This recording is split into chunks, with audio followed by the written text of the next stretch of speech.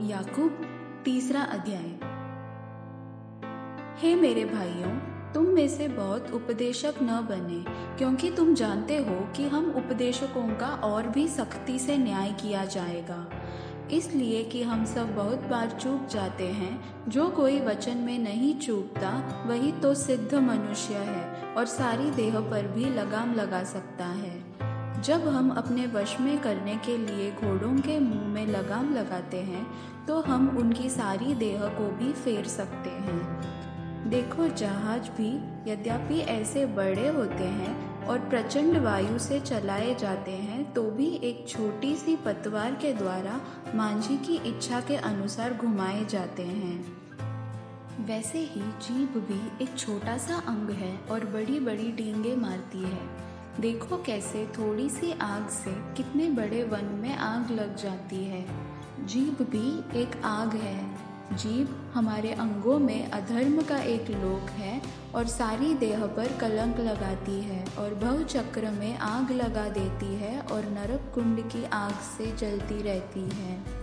क्योंकि हर प्रकार के वन पशु, पक्षी और रेंगने वाले जंतु और जलचर तो मनुष्य जाति के वश में हो सकते हैं और हो भी गए हैं, पर जीभ को मनुष्यों में से कोई वश में नहीं कर सकता। वह एक ऐसी बला है जो कभी रुकती ही नहीं। वह प्राणनाशक विष से भरी हुई है। इसी से हम प्रभु और पिता की स्तुति करते हैं और इसी से मनुष्यों को जो परमेश्वर के स्वरूप में उत्पन्न हुए हैं श्राप देते हैं। एक ही मुंह से स्तुति और श्राप दोनों निकलते हैं। हे मेरे भाइयों, ऐसा नहीं होना चाहिए। क्या सोते के एक ही मुंह से मीठा और खारा जल दोनों निकलते हैं?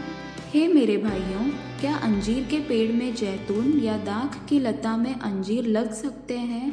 वैसे ही खारे सोते से मीठा पानी नहीं निकल सकता। तुम में ज्ञानवान और समझदार कौन है? जो ऐसा हो वह अपने कामों को अच्छे चाल चलन से उस नम्रता सहित प्रकट करे जो ज्ञान से उत्पन्न होती है। पर यदि तुम अपने अपने मन में कड़वी ईर्ष्या और स्वार्थ रखते हो तो डींग न मारना और न ही सत्य के विरुद्ध झूठ बोलना। यह ज्ञान वह नहीं जो ऊपर से उतरता है, वरन सांसारिक और शारीरिक और शैतानी है। इसलिए कि जहाँ ईर्ष्या और विरोध होता है वहाँ बखेड़ा और हर प्रकार का दुष्कर्म भी होता है। पर जो ज्ञान ऊपर से आता है वह पहले तो पवित्र होता है, फिर मिलनसार, कोमल और मृद भाव और दया और अच्छे फलों से लदा हुआ और पक्षपात और कपट रहित होता है, और मिलाप करने वालों के लिए धार्मिकता का फल शांति के साथ बोया जाता है।